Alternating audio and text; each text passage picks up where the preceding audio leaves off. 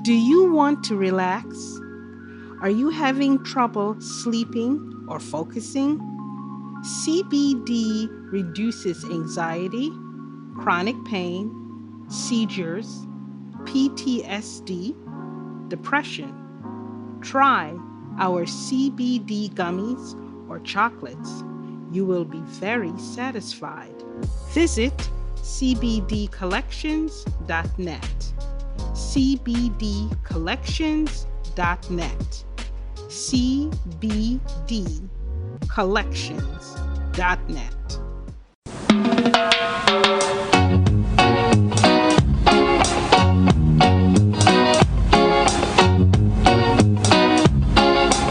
Hello, everyone. Welcome to another conversation with a Jamaican in the Diaspora, Skeeta Richards, a.k.a. Summer Angel's mother, talk about pot, and father, Captain Bibodan, always knew their daughter had something special about her, inside and out. It can be safely stated that Summer Angel is now considered Philadelphia's first top lady DJ, singer, and is also the queen of Wildfire Records. Summer Angel started writing, directing, producing her own movies, and even acted in some of them in the mid-2000s. Now she has done over 15 movies. The latest movie is called 3 to 11. My co-host, Chris Daley, will do the interview, so take it away, Chris. Thanks, Janice, and welcome, Angel. Welcome, Summer Angel. Hey, how are you? Good to have you here tonight. Well, let's get started. So we're going to let people know a little about you, your roots. Tell us a little about your Jamaican roots. Well, I was born in the countryside of Linstead, St. Catherine, and I was raised on a farmland. My grandfather owned a big farm, and he also had, he had a citrus thing that he did. He planted the citrus, the orange, and the grapefruits and stuff like that. And I had a beautiful life growing up, beautiful country living with my grandmother and my grandfather because my parents was living abroad. So I just took from my dad the music growing up. I took from my dad because he always wrote for me and put me on at the Linstead Market and ended up performing. At the age of 5, 4, I'm at the Linstead Market performing in front of a big arena of people. Right. So at the age of 5, you were doing public performances in a marketplace. This is big. Exactly. Yeah. So who discovered that you were talented? My dad. I come from a family of a lot of talent. To be honest, Beanie Man was raised in my home. I watched Beanie Man when he was a child, and he went off to perform and stuff on stage shows and with the sound systems and stuff. My dad is a writer. He was also an entertainer himself. He's the one that actually put on Jigsy King and Tony Curtis to let them know they had a talent. They should push it more further. We have Arthur, we have Flipper Martin, Gregory Isaac. I mean, it's so many of them that came from the music side. So I just followed the family, and I think that's what got me started into the music.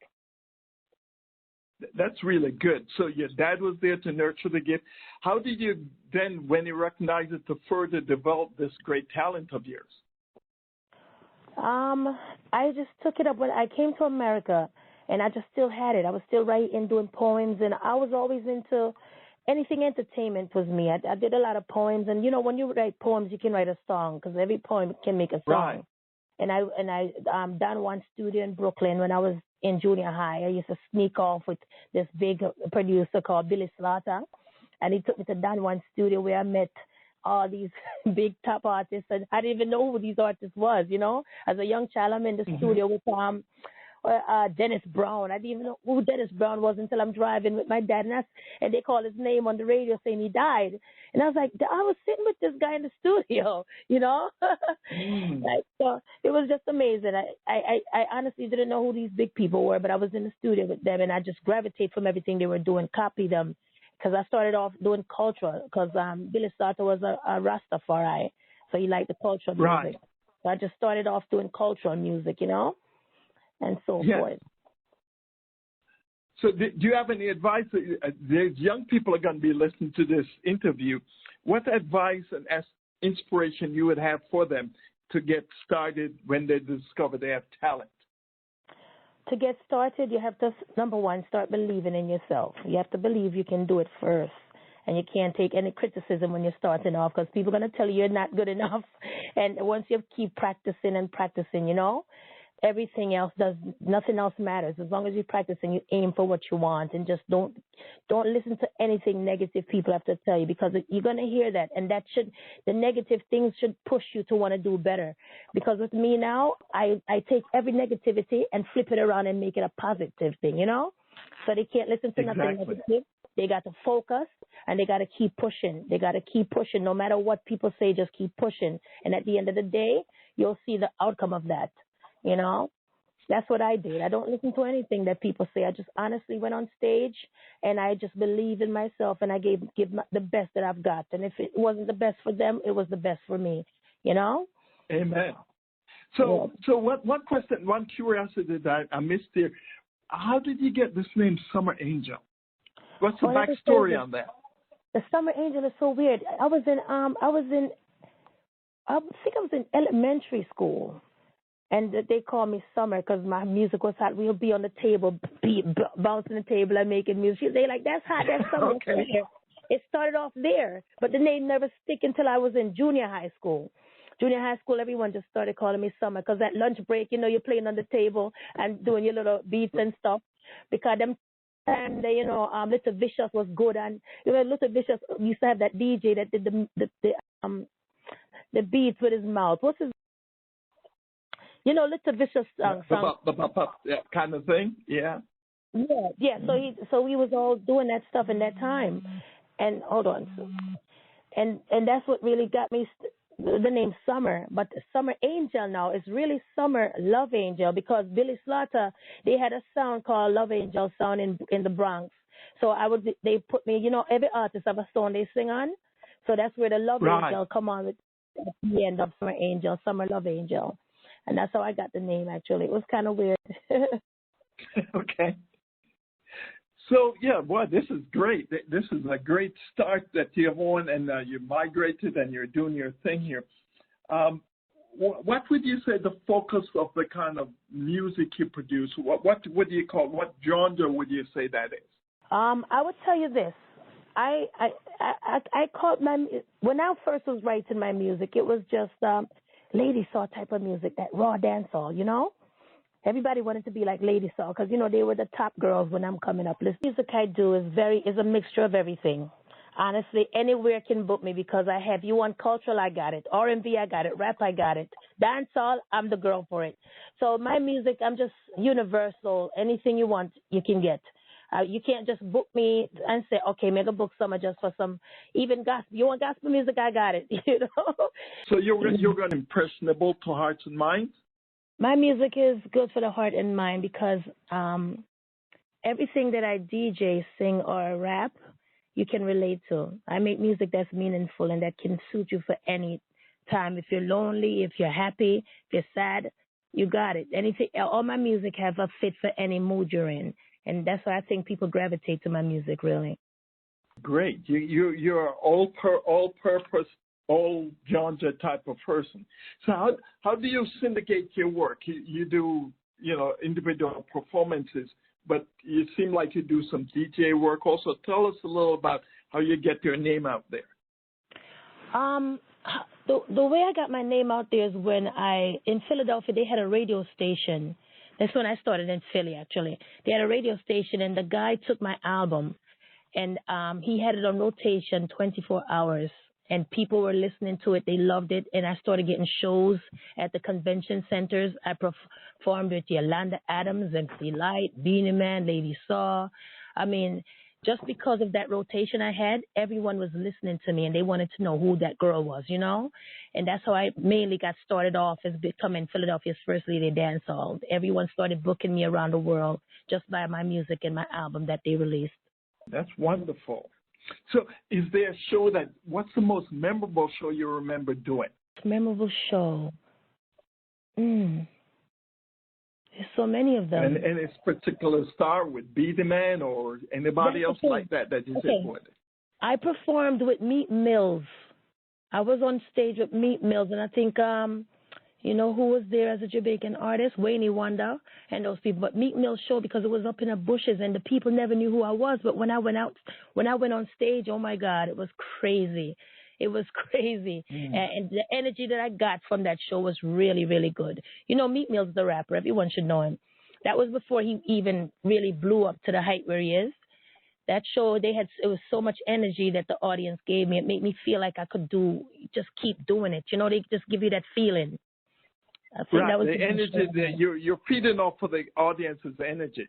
Exactly. And I even performed. It was a good show with Vibes Cartel too. When he just came out with his first track, he came to Philly and I opened up for him, and it was a very, very good show. Very good show for me. Wow. So there's the music part of you, but there's also you do plays. You're a copywriter. You're a playwright. Give us a sense of what you're doing in that part of your life. Okay.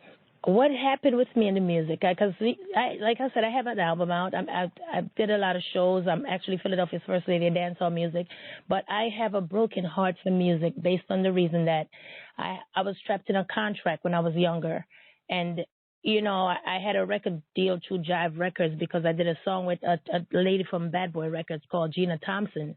And when Gina Thompson record label heard the song, they offered us a big record deal for me to do my own, you know, album with them.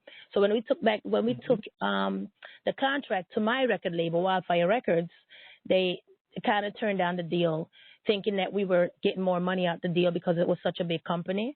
But everything was honest. Everything was on paper right there in fine print.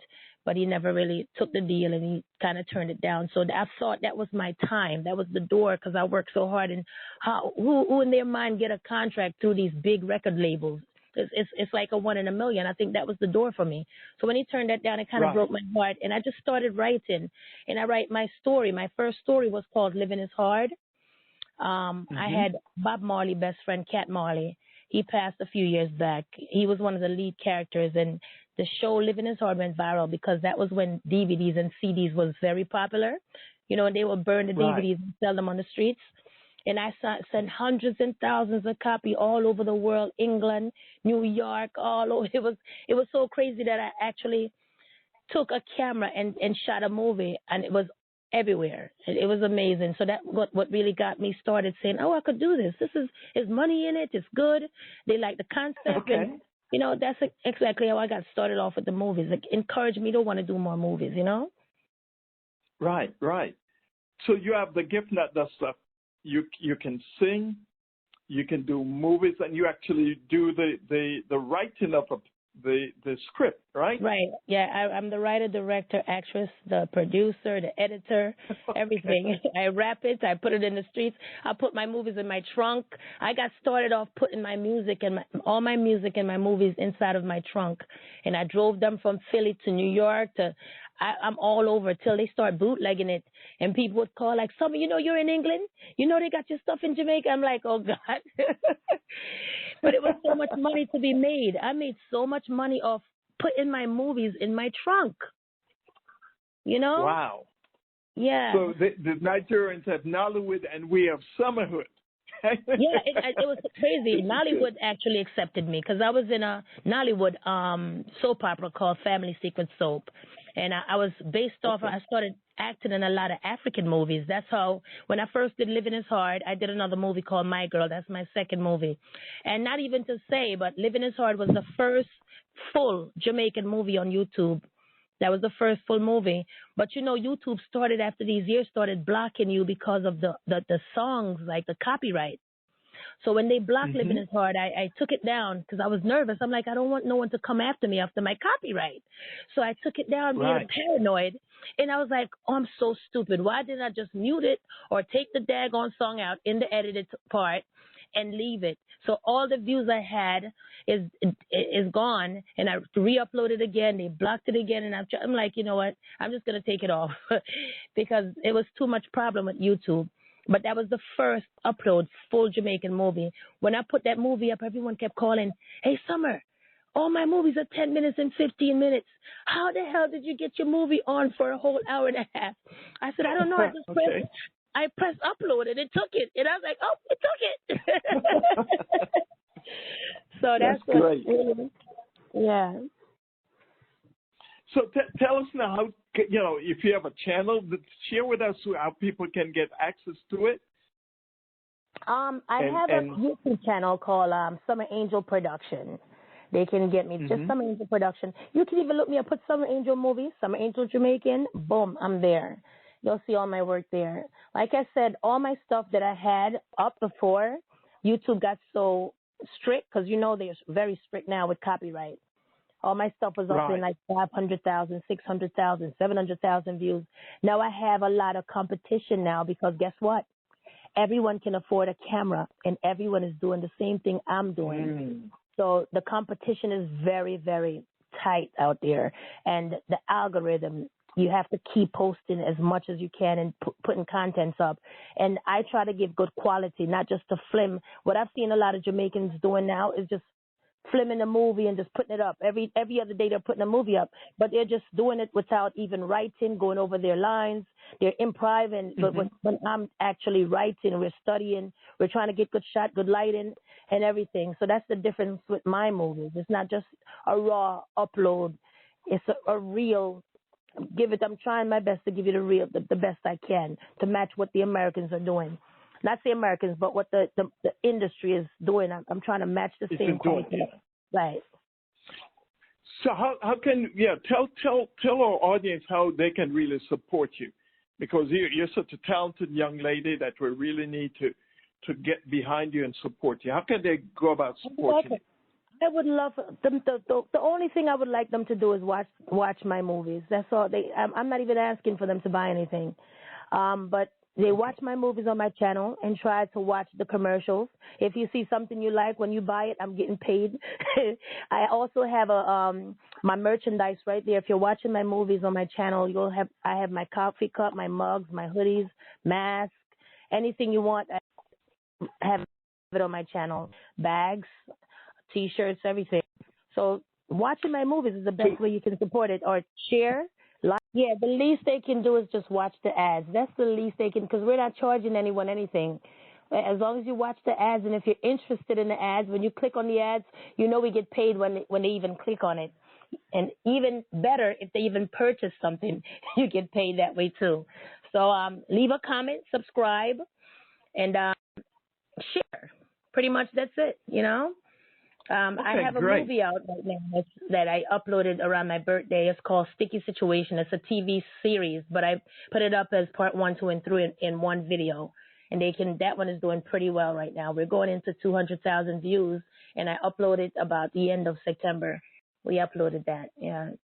So it's doing pretty good. Boy, people die for that kind of audience. This is great. Oh my God! So, when I first uploaded that movie, Sticky Situation Part 1, every single day we had 19,000 views. And I swear I never had any promotion or anything. It was just that, like, I'm just going to try this. Let's just try it. I uploaded it and it went viral. And YouTube paid me close to $1,700 a month or $2,000, something around that ballpark every month. I mean, the money is good. If you have a content and an idea, put it out there. Yeah. Put it out there and set it up the right way. Set up your publishing. Set up everything you can the right way where people will feel your product. As long as you get that thing out and you're the first one to put it out and you're the first one to publish it, trust me, the money will come. Trust me. That's neat. So what can we expect from you in the near future? Well, my near future, I'm actually very excited right now because I have a new movie called 3 to 11. The Jamaican Observer, they gave me a big write-up on it the other day because they said that the message of the story was a good message. It's based on a man with dementia and the troubles that he went through with his problem, and the people that take care of him, how they took advantage of the situation. But you'll have to actually watch the movie. I can't tell you much about it. The trailer is on YouTube. It's called 3 to 11 by Summer Angel. And I'm excited because I rented out a big theater in Philly, and we're putting it prime time, 7 p.m. on a Saturday. I bought out the entire thing, so I'm just hoping and praying people can come out and support it, because we have Mecca Diamond. We have a lot of upcoming artists. We got A Legend. She's a big designer in Philadelphia. With Kitty, she has a big company now. She sells toys and stuff like that. A lot of upcoming new people, but it's a very wonderful story. Very good story. This is great. So we'll make sure that we promote in this podcast the trailer. Yeah, 3 to 11. It's a really, really good story. I can't wait for you guys. And actually, this is actually my first comedy. And the thing about this particular movie, I wrote this movie in probably less than 3 days. And my guy was like, "Wait a minute, you're filming?" I said, "Yes." He said, "But you just started writing this movie 3 days ago." I thought it was going to be a short film. And guess what? It ended up to being a featured film. It's over an hour and probably 25 minutes. And I actually wrote it for it to be 30 minutes or less. And I'm filming, and I said, "You know what? Maybe I can add this in, or maybe I can put that." Now I have a featured film in my hand. It's crazy. Well, your genius is showing, Summer. This is great. Yeah. A question for you. We're about to close here. So, in the final words of wisdom that you'd like to share? Repeat that? Yeah. Anybody. You see, if you see something in yourself, you have to push yourself. No matter what people say, you cannot take anything. What words? I think in life, if you believe in yourself, you should push yourself. No matter what people think of you or what people say, you have to keep pushing. You got to get up and push yourself. And in the end, nothing matters but what you do and what you feel and what you put out there. And once you push yourself, everything that you want in life, trust me, it will come to you. Just keep believing. To learn more about Summer Angel, visit her YouTube. Summer Angel has a show February 5th. We want everyone that hears this in the Philly area and even in the diaspora, drive to it to support Summer Angel's feature at the theaters. Can we tell us how they can get a hold of you, where it's located, and how much, and ting. It's located in Upper Darby. It's going to be at the Movie Studio Grill at the Upper Darby Movie Theater.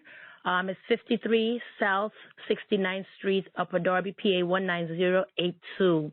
And to get a hold of me, you can call me at 610-726-4376 or find me at summerangel28@gmail.com. Also, check me out on Instagram at Summer Angel Production. But for now, I have 3 to 11 February movie up just to, for promotional sake. And YouTube, it's Summer Angel Production. And it'll lead you right to my page. Summer, we really had a nice time. All right, Jamaicans, come out and support the doctor, all right? Okay, thank you so much for spending time with us. Remember, to support Summer's movie at the movies. And if you can't get her that way, well, there's YouTube. To learn more about Jamaican Diaspora, visit JamaicanDiaspora.com. To learn more about Chris Daley, visit ChrisDaley360.com. Thank you so much, Summer. We really appreciate spending some time with us. Bye now. All right. Thank you so much for having me.